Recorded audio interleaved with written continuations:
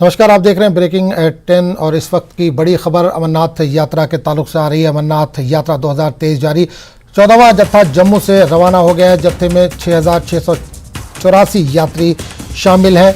2,998 यात्री बालतल के रास्ते रवाना, 3,686 यात्री पहलगाम मार्ग से रवाना। तो बड़ी खबर इस वक्त आ रही है अमरनाथ यात्रा को लेकर। 14वां जत्था जम्मू से रवाना हो गया है। जत्थे में 6,684 यात्री कुल शामिल हैं। 2,998 यात्री बालतल के रास्ते से रवाना हुए, जबकि 3,886 यात्री पहलगाम मार्ग से रवाना।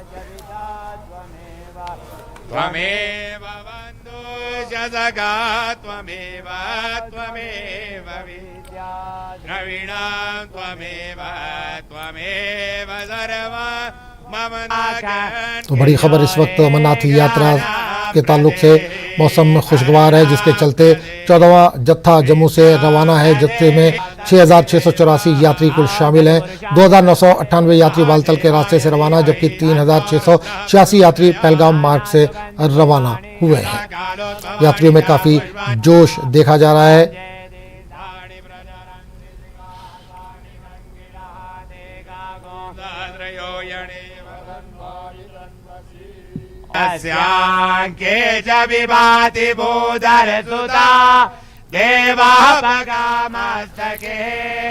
तो नाज़रीन, अब तस्वीरों के जरिए आप देख सकते हैं यात्री काफ़ी खुश हैं। बड़ी तादाद में देश से यात्री जम्मू पहुंचे हैं। जम्मू बेस कैंप से अब ये लोग बाबा अमरनाथ के दर्शन के लिए निकल रहे हैं। 14वां जत्था जो जम्मू से आज रवाना हुआ है। जत्थे में 6,684 यात्री कुल शामिल हैं।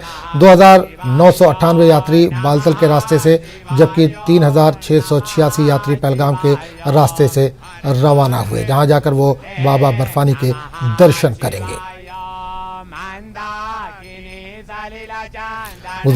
गुज़िश्ता दिनों बारिश होने की वजह से यात्रा को स्थगित कर दिया गया था, रोक दिया गया था, लेकिन मौसम का मिजाज बदलाव, मौसम खुशगवार हुआ और यात्रा लगातार जारी है, खुश असलूबी के साथ जारी है।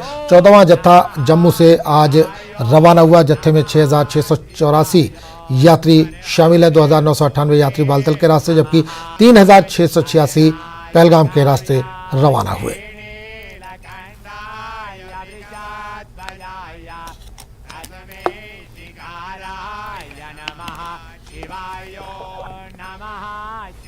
बाबा बम के जयकारे के साथ यात्री आगे बढ़ रहे हैं। कई बसों, निजी गाड़ियों से जम्मू बेस कैंप से ये यात्री रवाना हुए।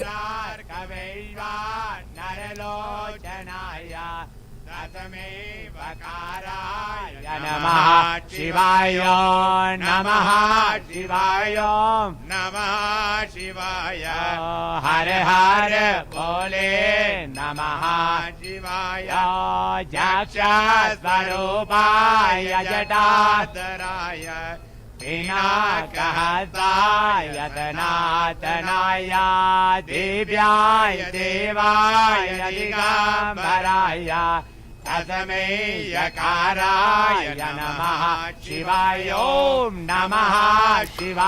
तस्वीरों के जरिए देख सकते हैं यात्रियों का चौथा जत्था जम्मू से आज रवाना हो गया। जत्थे में 6,684 यात्री शामिल। इस पूरे मामले पर बात करने के लिए हम सीधे रुख करेंगे जम्मू का, जहां से हमारे साथी राजन इस वक्त जुड़े हैं। राजन, 14वां जत्था जम्मू से आज रवाना हुआ, किस तरह का मंजर, किस तरह का माहौल वहां पर आप देख पा रहे हैं? जी, मैं आपको बता दूं कि आज 6,684 जो यात्री हैं वो इस जत्थे में गए हैं और अब जो अगले जत्थे में जाने वाले जो श्रद्धालु हैं वो यहाँ पहुँचना यात्री निवास भवन में शुरू हो चुके हैं। और ये यात्रियों का जो लगातार जो सिलसिला है वो बढ़ रहा है। और आप देख सकते हैं कि जो अभी यात्री निवास भवन में मैं मौजूद हूँ और यहाँ पे जो श्रद्धालु हैं वो काफी संख्या में अभी भी पहुँच रहे हैं। और आप देख सकते हैं कि जो सिक्योरिटी के भी इंतजाम जो है वो बहुत अच्छे किए हुए हैं। जैसे कि हमने पहले दिन बताया था, उसी तरह के जो इंतजाम है वो यहाँ पे बिल्कुल। एक चीज और जानना चाहेंगे राजन की मौसम विभाग का क्या कहना है, क्योंकि हमने देखा कि पिछले दिनों बारिश की वजह से यात्रा को रोकना पड़ा था। अब आने वाले दिनों में मौसम किस तरह का रहेगा? क्या मौसम विभाग ने इस ताल्लुक से कुछ जानकारी दी है? मौसम साफ रहेगा क्या आगे? जी मैं आपको बता दूं कि कल रात को ही बारिश हुई है यहाँ पे जम्मू में, और उसके बाद जो कल जो तपिश थी, जो उमस थी, वो कुछ हद तक कम हुई है। लेकिन अभी मौसम विभाग का यही कहना है कि ये जो अभी मौसम आने वाले दिनों में अभी बारिशें हो सकती हैं, मानसून अपने पीक तक पहुंचेगा, और ऐसे में मेन चैलेंज जो रहेगा प्रशासन के लिए वो ये रहेगा कि किस तरह से इस बात को यकीनी बनाना है कि जो नेशनल हाईवे है जम्मू श्रीनगर का वो ठीक ठाक चलता रहे और यात्रियों को की जो यात्रा है वो बाधित ना हो। आप देख सकते हैं कि लगातार जो अगले दिन जो कल सुबह जाने वाले यात्री हैं वो यहाँ पहुंचना शुरू हो चुके हैं काफी संख्या में, और इसी तरह जो सिलसिला है वो बना हुआ है। जितनी भी यहाँ पे ट्रेन्स आ रही हैं, बसेस आ रही हैं, उसमें ज्यादातर जो है अमरनाथ जाने वाले श्रद्धालु हैं। और ऐसे में मौसम हालांकि अब आने वाले दिनों में बारिशें हैं, और जैसे मैंने बताया कि नेशनल हाईवे एक चैलेंज रहेगा, लेकिन उसके बावजूद जो प्रशासन है वो हाई अलर्ट पे है। और इस तरह जिस तरह से पहले 3 दिन बाधित हुई थी, उसके बाद अब कोशिश यही है कि वापस ये बाधित ना हो, क्योंकि जिस तरह से ये संख्या बढ़ रही है और प्रशासन का जो अनुमान है कि ये यात्रा जो है 8 से 9 लाख तक जा सकती है, और वही हमें होता हुआ दिखता भी है, क्योंकि 15 दिन में ही जो है 2.25 लाख से ज्यादा जो श्रद्धालु है वो दर्शन कर चुके हैं। तो अभी 62 दिन की यात्रा है, और 62 दिन की यात्रा में कई श्रद्धालु जो हैं वो मुल्क के कोनों कोनों से यहाँ पे पहुंचेंगे और इस यात्रा में हिस्सा लेंगे, क्योंकि ये यात्रा जो है अब अपने जो है जिस तरह से हमने पिछले सालों में देखा, अब उससे ज्यादा जो इसका क्रेज है लोगों में, जो श्रद्धालुओं में, वो बढ़ गया है। और हर कोई चाहता है कि जीवन में एक दफा कम से कम वो जो है बाबा अमरनाथ के दर्शन करने वहां पहुंचे। और ऐसे में कई श्रद्धालु तो ऐसे भी हैं जो जिनका हर साल सिलसिला है कि उन्होंने अमरनाथ के दर्शन करने हैं, भोलेनाथ के दर्शन करने हैं, और इसलिए वो जो पहुंचते हैं यहाँ पे हर साल जम्मू में पहुंचते हैं। और जो एक आंकड़ा जो है वो सामने आया है कि इस साल अगर हम सैलानियों की बात करें, कुल 50 लाख सैलानी इस साल जून तक जम्मू कश्मीर पहुंचे हैं। तो ये अपने आप में बड़ी ही उत्साहित करने वाली बात है, क्योंकि जम्मू कश्मीर में जिस तरह से प्रशासन ने कहा है कि पिछले जितने भी रिकॉर्ड्स हैं वो टूट जाएंगे श्रद्धालुओं के इस दफा, और वही होता हुआ भी दिखता है। और जिस तरह की सुविधाएं और अरेंजमेंट्स प्रोवाइड किए गए हैं, मुहैया किए गए हैं इन यात्रियों को, उससे भी यात्री काफी खुश हैं। और कोशिश यही है कि जिस तरह से संख्या बढ़ रही है यात्रियों की, और एक्स्ट्रा जो रजिस्ट्रेशन काउंटर्स हैं, ऑन द स्पॉट काउंटर्स, वो खोले जाएं ज्यादा से ज्यादा, क्योंकि यहाँ जम्मू में भी जो ऑनलाइन रजिस्ट्रेशन करने वाले काउंटर्स हैं वहां पे जो संख्या है वो यात्रियों की बढ़ रही है, जो कि हमें देखने में भी आता है कि अब श्रद्धालु जो है वो हर कोई चाहता है कि अभी 62 दिन की यात्रा है और वो आराम से जो है अपने रजिस्ट्रेशन करवा के दर्शन करें। और यहाँ पे जो पुलिस के एहलकार हैं वो भी यहाँ पे इनको गाइड करते हुए दिखाई देते हैं। तो हर कोई मतलब मदद करने में लगा हुआ है, चाहे यहाँ पर लोकल स्थानीय प्रशासन है, चाहे लोकल लोग हैं, यहाँ पे स्थानीय लोग हैं, वो सब इनको जो है मदद देते हैं। तो आप देख सकते हैं कि ये तमाम लोग जो हैं श्रद्धालुओं को जो है अपनी जितनी भी सपोर्ट है वो देते हैं। तो ये सब चीजें जो हैं आप देख सकते हैं कि जो श्रद्धालु हैं काफी खुश हैं यहाँ पे जो पहुंचे हैं। हमने पहले दिन भी बात की और आज भी जो श्रद्धालु हमें दिखे वो काफी खुश दिखाई दिए। उनका कहना है कि जिस तरह के यहाँ पे प्रशासन ने अरेंजमेंट्स किए हैं उससे वो खासे खुश है। और चलिए बहुत बहुत शुक्रिया राजन। जाहिर सी बात है 14वां जत्था रवाना हो चुका है और 15वां जत्था जो निकलेगा उसके लिए लोगों के आने का सिलसिला भी लगातार हम तस्वीरों में देख रहे हैं कि लोग जो है वो बड़ी तादाद में कैंप का जो बेस कैंप है वहां पर पहुंच रहे हैं और अपना रजिस्ट्रेशन वगैरह का जो अमल है वो पूरा करें। चलिए बहुत बहुत शुक्रिया इस तमाम जानकारी के लिए राजन। आगे बढ़ेंगे एक और बड़ी खबर की तरफ। नालागढ़ में बस हादसा, मंधाला के पास पलटी निजी बस। पंचकुला से वर्धमान कंपनी के कर्मचारियों की बस में सवार 18 महिलाओं में से 15 घायल। हादसे में ड्राइवर को भी आई चोटें। 3 कर्मचारियों की हालत गंभीर। स्टीयरिंग लॉक होने की वजह से यह हादसा पेश आया। तो बड़ी खबर इस वक्त आ रही है नालागढ़ से, जहां एक बस जो है वो पलट गई है। मंधाला के पास ये बस पलटी है। पंचकुला से वर्धमान कंपनी के कर्मचारियों की ये बस थी। बस में 18 महिलाओं में से 15 जो है वो घायल हैं। हादसे में ड्राइवर को भी चोटें आई हैं। 3 कर्मचारियों की हालत गंभीर है। स्टीयरिंग ब्लॉक होने की वजह से यह हादसा पेश आया। बस नंबर CH01TB 0724 के साथ ये हादसा हुआ। सभी घायलों को अस्पताल में भर्ती कराया गया। हमारे साथ इस वक्त हमारे साथी जगत मौजूद है। जगत, बड़ी खबर आ रही है नालागढ़ से, बस हादसे का शिकार हुई है, क्या ताजा अपडेट है इस वक्त आपके पास? जी आज हम बताना चाहता हूं जैसे कि रोड ब्लॉक होने की वजह से जो नेशनल हाईवे पे जो पंचकुला की साइड से 2 पुल टूट गए हैं, एक चरनिया के पास, एक मदाला के पास।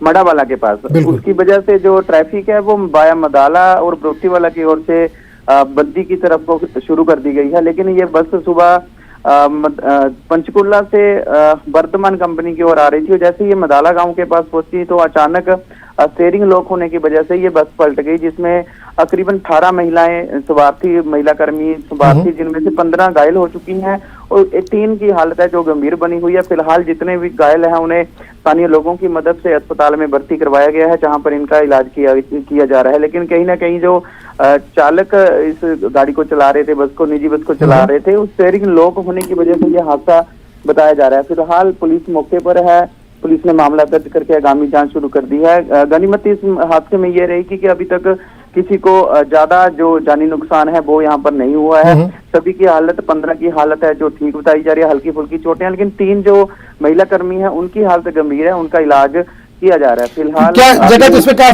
सभी महिलाएं सवार थी बस में?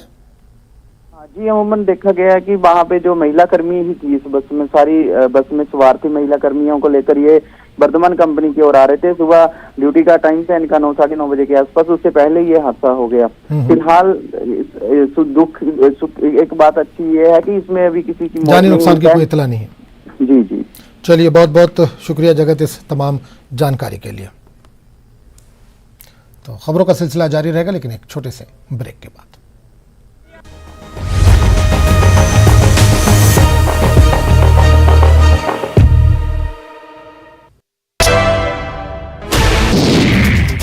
सीएम सुक्खू का 5 दिवसीय हमीरपुर दौरा, नादौन में मिनी सचिवालय का किया शुभारंभ। 12 करोड़ की लागत से तैयार हुआ मिनी सचिवालय। सीएम सुक्खू ने सुनी जन समस्याएं, अधिकतर जन समस्याओं का मौके पर ही निपटारा। बेड़ा में सीएम सुखविंदर सिंह सुक्खू शत्रुनाशिनी देवी मां बगलामुखी के दरबार पहुंचे और मत्था टेका। इस मौके पर सीएम को अपने पूरे परिवार सहित कैबिनेट मंत्री चंद्र कुमार, विधायक संजय रत्न, विधायक मलेंद्र राजन, विधायक आशीष बुटेल, विधायक कुलदीप पठानिया, विधायक यादविंद्र गोमा भी मौजूद थे। ऊना के हरोली में डिप्टी सीएम मुकेश अग्निहोत्री ने बारिश से हुए नुकसान का जायजा लिया। अपने क्षेत्र में बारिश का पानी घरों, दुकानों में घुसने और बारिश से नुकसान की सूचना मिलते ही डिप्टी सीएम शिमला से रवाना हो गए। इस दौरान उन्होंने शिमला में अपने सभी कार्यक्रम को भी रद्द कर दिया। मुकेश अग्निहोत्री ने खड़गांव में हुए भारी नुकसान का अधिकारियों की टीम के साथ जायजा लिया और फिर लोगों से बातचीत कर फीडबैक लिया। इस दौरान उप मुख्यमंत्री ने, डिप्टी सीएम ने अधिकारियों को नुकसान का आकलन करने और लोगों को राहत दिलाने के दिशा निर्देश दिए। ऊना के भाजपा कार्यालय में भाजपा मंडल की टिफिन मीटिंग का आयोजन किया गया। इस दौरान विधायक सतपाल सिंह सत्ती कार्यकर्ताओं के बीच मौजूद रहे। वहीं टिफिन मीटिंग के दौरान भाजपा कार्यकर्ताओं की ओर से घरों से लाया गया भोजन सभी ने इकट्ठे बैठकर खाया। इसके अलावा बैठक के दौरान सतपाल सिंह सत्ती ने कार्यकर्ताओं से केंद्र सरकार की 9 साल की कल्याणकारी नीतियों को जन जन तक पहुंचाने का आह्वान। पेट सफा आयुर्वेदिक चूर्ण, पेट सफा तो हर रोग दफा।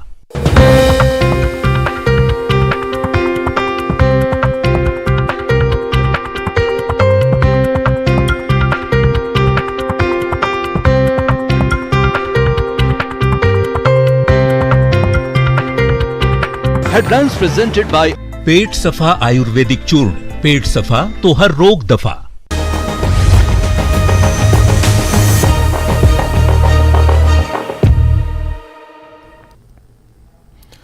व्यास के बाद अब पार्वती नदी की तबाही का मंजर सामने आया है। ये तस्वीरें कसोल की हैं, जहां न्यूज़ 18 की टीम ने दौरा किया। 8 जुलाई से कसोल में ना तो बिजली है, ना पानी और ना ही फोन नेटवर्क।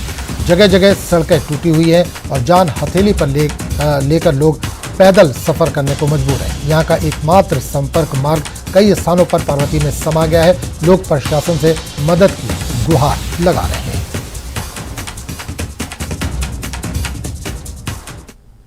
कुल्लू मनाली में मौसम का मिजाज एक बार फिर बदलने लगा है। आज सुबह से ही मनाली में बारिश देखने को मिल रही है। इस कारण मनाली में येलो अलर्ट जारी कर दिया गया है। मौसम विभाग ने यहां बाढ़ की चेतावनी भी जारी की है। बता दें कि मौसम विभाग ने अगले 5 दिनों तक हिमाचल प्रदेश के अलग अलग हिस्सों में बारिश का अनुमान जताया है।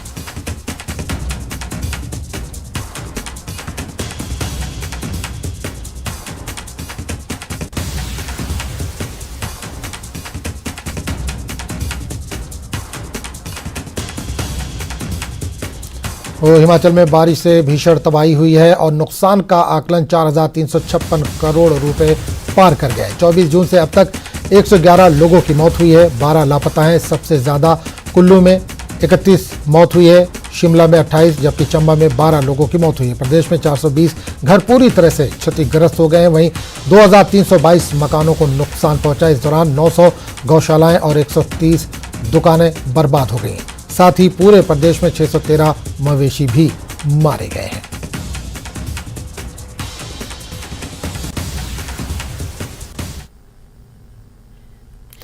जिला कठुआ से इस वक्त बड़ी खबर आ रही है। कस्तूरबा गांधी विद्यालय की छात्राएं बाढ़ में फंस गई। 4 छात्राएं बाढ़ में फंस गई। 2 छात्राओं की मौत हो गई है। एक छात्रा को गंभीर हालत में जीएमसी में भर्ती करवाया गया है। एक छात्रा सुरक्षित बताई जा रही है।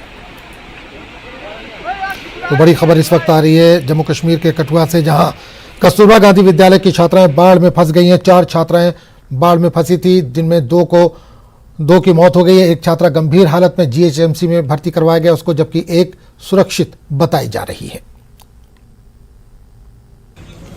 बच्चियां जो अभी 6th में पढ़ती थी और एक 8th में पढ़ती थी, 3 6th की थी और एक 8th की थी, और 2 की उसमें डेथ हो चुकी है। जो जिनकी डेथ हुई है वो एक राधिका डॉटर ऑफ अंचल सिंह है और एक मोनिका है डॉटर ऑफ कमल चंद। ये दोनों की डेथ हो चुकी है। और जो अर्चना डॉटर ऑफ राजकुमार, अभी उसका ट्रीटमेंट CT स्कैन मैंने करवाया है और ऑक्सीजन भी चढ़ाई है। अभी एक और उसका CT स्कैन होना है। मुझे लगता है भगवान करे कि वो ठीक हो जाए। तो ये जो यहाँ पे ये बड़ी एक दुखद दुर्घटना हुई है हिपलावर में। ये 3 बच्चे नाला क्रॉस कर रहे थे, उनमें से 2 की तो डेथ हो गई है। तो एक यहाँ पे हमारे पास अंदर पीडियाट्रिक ट्रायल है, वहीं पे एडमिट है। पीडियाट्रिक जो इमरजेंसी सेक्शन होता है, तो मैं वहीं से आई हूँ। डॉक्टर्स जो हैं वो तो ट्रीटमेंट सारा कर रहे हैं। बच्ची का एक्सरे भी हो गया, CT भी हो गया हेड का। तो अभी थोड़ा उनका ब्लड प्रेशर फॉल कर रहा है। तो अंदर एब्डोमिनल इंजरी सस्पेक्ट हो रही है। तो वो सर्जन जो डॉक्टर कंसल्टेंट्स हैं वो देख रहे हैं, ट्रीटमेंट चल रहा है। लेकिन अभी पेशेंट की, बच्चे की कंडीशन क्रिटिकल है बड़ी। और अब खबर पुंछ से है, जहां शराब की दुकानों के खिलाफ हल्ला बोल। स्थानीय लोगों का अनिश्चितकालीन धरना कल से ही जारी है। राजनीतिक दलों, समुदायों और सामाजिक संगठनों की साझा पहल शराब की दुकान खोले जाने के विरोध में प्रदर्शन जारी है। तो पुंछ से यह खबर आ रही है, जहां शराब की दुकान के खिलाफ हल्ला बोल जारी है। स्थानीय लोगों का अनिश्चितकालीन धरना कल से ही जारी है। राजनीतिक दलों, समुदायों और सामाजिक संगठनों की साझा पहल शराब की दुकान खोले जाने का विरोध जारी है। और खबर दिल्ली से। दिल्ली में कई जगह पानी भरा हुआ है, कई जगह बाढ़ जैसे हालात है। दिल्ली में भारी बारिश का अलर्ट। दिल्ली में अगले 5 दिन बारिश का अलर्ट। ITO पर पुलिस स्टेशन में पानी भरा। यमुना अब भी खतरे से 1 मीटर ऊपर बह रही है। तस्वीरें आप देख सकते हैं, राजधानी दिल्ली की है, जहां पर यमुना का पानी सड़कों पर आता नजर आ रहा है। दिल्ली में कई जगह पर पानी भरा हुआ है। राजधानी दिल्ली में इन दिनों बाढ़ से हाहाकार मची हुई है। इस वक्त हम रिंग रोड पर मौजूद हैं, जो लाल किले के पीछे, और ये विजुअल निश्चित तौर पर चौंकाने वाले हैं। ये दिल्ली का लाल किला है और वहां पर आप दृश्य देखें तो ये पूरी तरीके से झील में तब्दील हो गया है। आगे जो गाड़ी है वो 3 दिनों से पुलिस की गाड़ी आपको नजर आएगी, जो डूबी हुई थी। सामने पुल डूबा हुआ था। और खास बात यह है कि जो दिल्ली के पॉश इलाके हैं, चाहे वो सिविल लाइन्स हो, निगम बोध घाट हो, लुटियन दिल्ली हो, ITO हो, या फिर ये लाल किला, ये दृश्य निश्चित तौर पर इसलिए चौंकाते हैं। मैं एक बार आपको यहाँ से वो जो आगे वाली गाड़ी है वो बंदा दिखाऊंगा, किस तरीके से उसकी छाती तक पानी पहुंच गया है। ये दिल्ली की उस सच्चाई को दर्शाते हैं। और ऐसे तमाम वाहन वहां पर फंस गए थे, जिनको अब लोग धीरे धीरे निकाल कर ला रहे हैं। दिल्ली के निचले इलाकों में पानी भरा हुआ है और कई इलाकों में बाढ़ के हालात हैं। हालांकि दिल्ली सरकार, NDRF, पुलिस प्रशासन दिल्ली की स्थिति सामान्य करने में लगे हैं, लेकिन Lal Qila, ITO, supreme court, Nigam Bodh Ghat, ये तमाम इलाके हैं जहां पर पूरी तरीके से पानी भरा हुआ है। हालांकि आने वाले समय में जो चुनौतियां हैं वो कम नहीं होनी है, क्योंकि बारिश होने के आसार हैं। मौसम विभाग के मुताबिक दिल्ली में अभी भी बारिश हो सकती है। वो देखिए आप गाड़ी, उसके बगल में जो लड़का धक्का मारकर ला रहा है, एक बार कैमरा पर्सन से कहूंगा दिखाइए, उसके कमर के ऊपर पानी है। अब आने वाले समय में एक अगर आप ये विजुअल देखें तो आपको गाय मरी हुई पड़ी नजर आएगी। दिल्ली वासियों के लिए चिंता का सबब इसलिए है क्योंकि दिल्ली में आने वाले समय में जब पानी कम हो जाएगा तो बीमारियां फैलेंगी। जैसे जैसे पानी कम होता जाएगा, ऐसे में जहां दिल्ली वासियों को एक तरफ पीने के लिए शुद्ध पानी नहीं मिल रहा है, तो वहीं दूसरी तरफ अब तमाम समस्याओं का अंबार लगने वाला है। कैमरा पर्सन रविंद्र के साथ शिवम प्रताप, नेटवर्क 18, दिल्ली। दिल्ली में लगातार नीचे आता जा रहा है, लेकिन दूसरी तरफ राजघाट की स्थिति बद से बदतर हो गई। इस वक्त मैं राजघाट पर मौजूद हूं और मैं एक बार आपको दिखाना चाहूंगी कि आप देख सकते हैं यहां पर 3 दिन से ऐसे ही जो पानी है वो लगातार भरा हुआ है और पानी इतना गंदा हो चुका है कि इससे 10 बीमारियां होने की संभावना है। और यहाँ के आसपास जो लोग रह रहे हैं उनके लिए बहुत ज्यादा खतरा है, क्योंकि इससे वाटरबोर्न डिजीजेस तो होंगी और लोगों को काफी इन्फेक्शंस भी हो सकते हैं, क्योंकि ये जो मौसम है ये वैसे ही बहुत ज्यादा बीमारियों को लेकर, फंगल इन्फेक्शंस को लेकर बहुत ज्यादा सतर्क रहने की जरूरत होती है और इसमें ये इन्फेक्शंस जो हैं वो पनपते भी हैं। जिस तरीके से यहाँ पर 3 दिन से ज्यादा पानी भरा हुआ है और अभी तक इसका कोई हल नहीं निकल पा रहा है कि इसको कैसे निकाला जाए, इससे स्थिति जो है वो और गंभीर हो सकती है। और मैं आपको एक बार दिखाना चाहूंगी कि देखिए इस पानी का तो जो हाल इस पानी से जमीन का हुआ है कि जो जमीन है ये पूरी टूटने लगी है, यहाँ पर दरार तक आ गई है क्योंकि यहाँ तक पानी भरा था। और मैं आगे चाहूंगी कि मेरे कैमरा पर्सन दिखाएं कि पानी वहां तक पूरा भरा हुआ है। हर जगह जहां भी नजर जा रही है वहां सिर्फ पानी दिख रहा है और बहुत ज्यादा जो स्थिति है वो खराब होती जा रही है। और इसी तरीके से अगर पानी यहाँ पर रहा तो आने में समस्या हो सकती है। देखिए अगर अभी की बात करें तो जल स्तर जो यमुना का है वो 205.98 हो चुका है और जो खतरे का निशान है वो 205 ही है। लेकिन जिस तरीके से पानी तो घट रहा है, लेकिन आईटीयू की बात करें, आईएसबीटी की बात करें या राजघाट की बात करें, ऐसी जगहों पर लगातार पानी भरा हुआ है जिससे जो संकट है वो लोगों का हो रहा है।